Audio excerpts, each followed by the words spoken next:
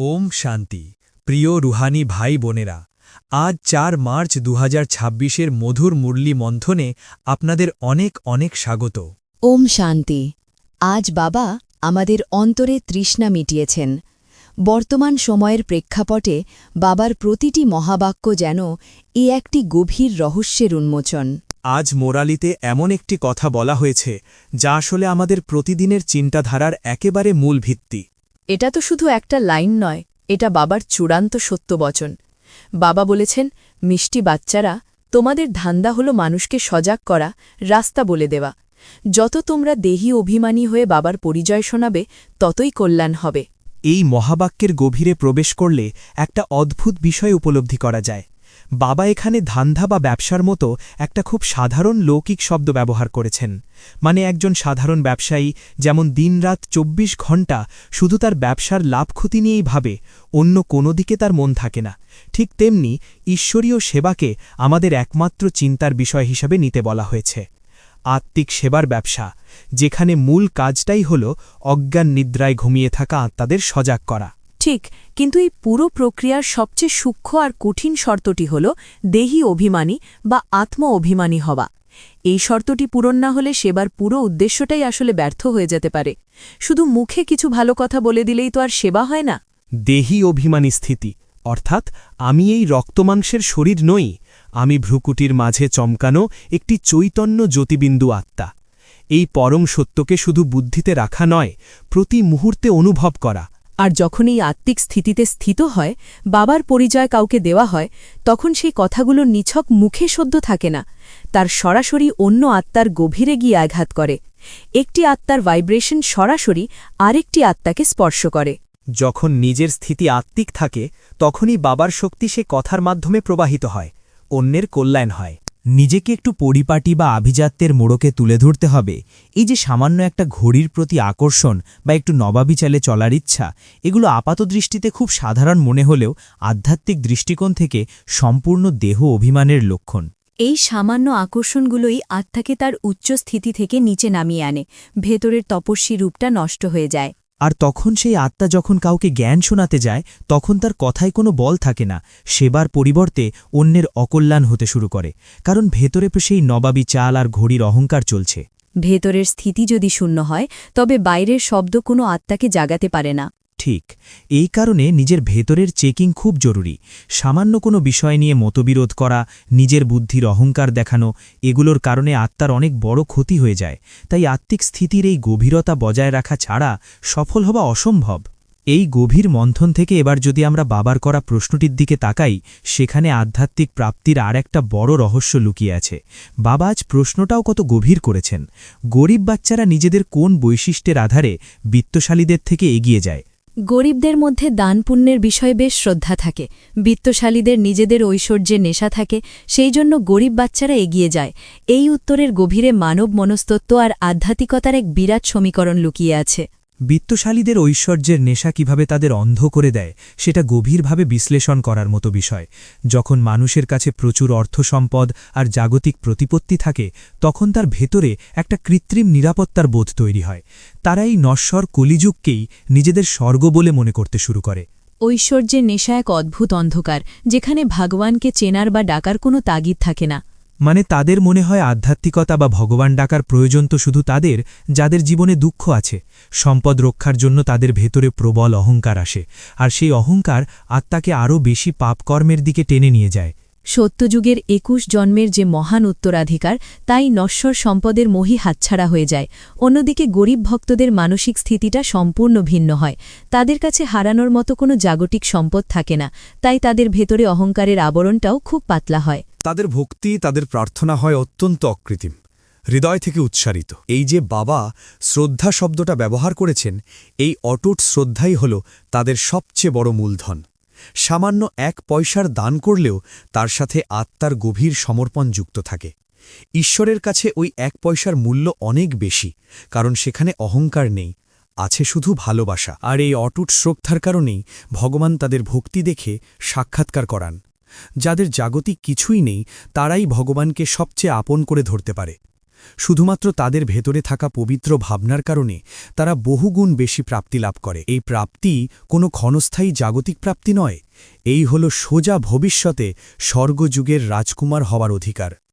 ঐশ্বর্যের নেশায় মত্ত ব্যক্তিরা যেখানে নিজেদের বর্তমানের ক্ষণস্থায়ী সুখ নিয়েই ব্যস্ত থাকে, সেখানে একজন সাধারণ আর্থিকভাবে পিছিয়ে থাকা মানুষ তার গভীর শ্রদ্ধা আর আত্মিক সমর্পণের জোরে আগামী ২১ জন্মের রাজত্বের অধিকারী হয়ে যায়। এটাই হল ঐশ্বরিক বিচারের সবচেয়ে সূক্ষ্ম দিক। বাবা যখন শিবজয়ন্তী আর গীতা জয়ন্তীর পার্থক্য বোঝান, তখন বোঝা যায় উনি আমাদের কত স্নেহ করেন। ঈশ্বরের এই স্নেহ শুধু ভালোবাসার মধ্যেই সীমাবদ্ধ নয়, তা পরম জ্ঞানের আলো দিয়ে আমাদের অজ্ঞানের অন্ধকার দূর করে।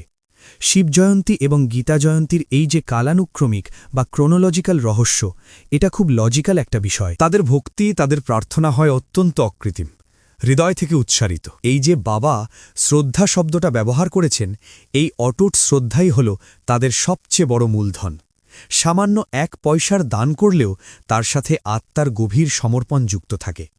ঈশ্বরের কাছে ওই ১ পয়সার মূল্য অনেক বেশি, কারণ সেখানে অহংকার নেই, আছে শুধু ভালোবাসা। আর এই অটুট শ্রদ্ধার কারণেই ভগবান তাদের ভক্তি দেখে সাক্ষাৎকার করান। যাদের জাগতিক কিছুই নেই, তারাই ভগবানকে সবচেয়ে আপন করে ধরতে পারে।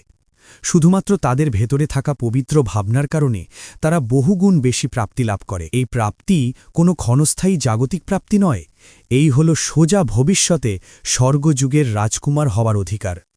ঐশ্বর্যের নেশায় মত্ত ব্যক্তিরা যেখানে নিজেদের বর্তমানের ক্ষণস্থায়ী সুখ নিয়েই ব্যস্ত থাকে, সেখানে একজন সাধারণ আর্থিকভাবে পিছিয়ে থাকা মানুষ তার গভীর শ্রদ্ধা আর আত্মিক সমর্পণের জোরে আগামী ২১ জন্মের রাজত্বের অধিকারী হয়ে যায়। এটাই হল ঐশ্বরিক বিচারের সবচেয়ে সূক্ষ্ম দিক। বাবা যখন শিবজয়ন্তী আর গীতা জয়ন্তীর পার্থক্য বোঝান, তখন বোঝা যায় উনি আমাদের কত স্নেহ করেন। ঈশ্বরের এই স্নেহ শুধু ভালোবাসার মধ্যেই সীমাবদ্ধ নয়, তা পরম জ্ঞানের আলো দিয়ে আমাদের অজ্ঞানের অন্ধকার দূর করে।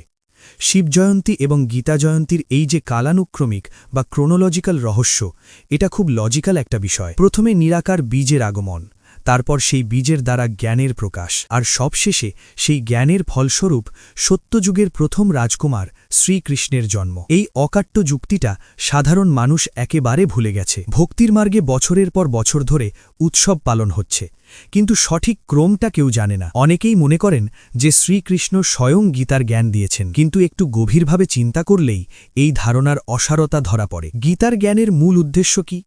পতিত বা অপবিত্র আত্মাদের পবিত্র করা, অধর্মের বিনাশ করে সুখের রাজ্য স্থাপন করা। এখন ভাবার বিষয় হল, শিশুকৃষ্ণ বা সত্যযুগের রাজকুমার কৃষ্ণের পক্ষে কি এই জ্ঞান দেওয়া সম্ভব? সত্যযুগ বা ত্রেতাযুগে তো এই জ্ঞানের কোনো প্রয়োজনই থাকে না। সত্যযুগ তো আগে থেকেই সুখের রাজ্য, সেখানে কোনো দুঃখ নেই, কোনো পতিত আত্মা নেই। তাহলে সেখানে মানুষকে সজাগ করার বা গীতার জ্ঞানের কি প্রয়োজন থাকতে পারে? জ্ঞান তো দেওয়া হয় অজ্ঞান অন্ধকারে আচ্ছন্ন কলিযুগের একেবারে অন্তিম সময়, যখন চারদিক ঘোর অন্ধকারে ডুবে যায়, সব আত্মারা পতিত হয়ে যায়। ঠিক সেই সময়ই একজন গাইড বা লিবারেটরের প্রয়োজন হয়। আর কোনো শরীরধারী মানুষ সমগ্র মানবজাতির গাইড বা লিবারেটর হতে পারে না। নিরাকার পরম পিতা, যিনি জন্ম মৃত্যুর চক্রের ঊর্ধ্বে, যিনি স্বয়ং জ্ঞানের সাগর, একমাত্র তিনি পারেন এই জ্ঞান দিতে। তিনি এই কলিযুগের অন্তে সাধারণ, বৃদ্ধ এবং অনুভবী শরীরে প্রবেশ করে এই রাজযোগ শেখান। মানুষের কত বড় ভুল!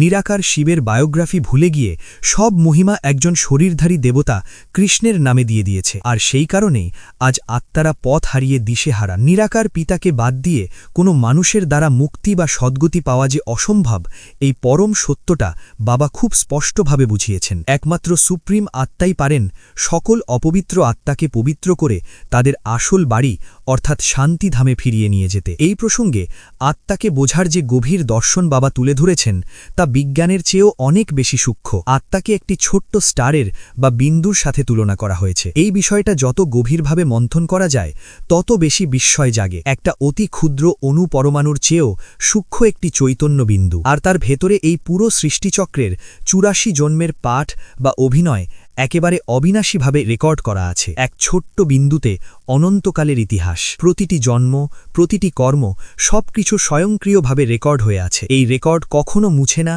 কখনো বদলায় না। এটাই প্রকৃতির সবচেয়ে বড় অকাট্য নিয়ম। ভাবলে গায়ে কাটা দেয় যে আমরা প্রত্যেকেই এক একটি অবিনাশী স্টার, যারা এই বিশাল বিশ্ব নাট্যমঞ্চে নিজেদের পাঠ বাজিয়ে চলেছি। আর পরম পিতা শিব হলেন এমনই একটি বিন্দু আত্মা, কিন্তু তিনি সুপ্রিম, কারণ তার মধ্যে এই পুরো সৃষ্টির আদি মধ্য অন্তের জ্ঞান রেকর্ড করা আছে। তিনি জন্ম মৃত্যুর চক্রে আসেন না। যখন আমরা এই বিন্দুরূপে স্থিত হয়ে সেই সুপ্রিম বিন্দুর সাথে যুক্ত হই, তখনই আসল রাজযোগ সংঘটিত হয়। তখনই আত্মার ভেতরের বিকর্মগুলো ভস্য হতে শুরু করে। আত্মা তার আদি পবিত্র স্বরূপ ফিরে পায়। এই গভীর জ্ঞানের প্রাপ্তি আর তার সাথে নিরাকার পিতার অসীম ভালোবাসা, এটাই হলো এই সঙ্গম যুগে আমাদের সবচেয়ে বড় ঐশ্বর্য, যার সামনে দুনিয়ার সব ধনসম্পদ একেবারে তুচ্ছ। সত্যি, এই প্রাপ্তির কোনো তুলনা নেই। জ্ঞানের প্রতিটি বিন্দু যেন আত্মাকে নতুন করে জাগিয়ে তোলে। মিষ্টি মিষ্টি হারানিধি বাচ্চাদের প্রতি মাতা পিতা বাপদাদা স্নেহ সুমন আর সুপ্রভাত। আত্মাদের পিতা তার আত্মারূপী বাচ্চাদেরকে জানাচ্ছেন নমস্কার।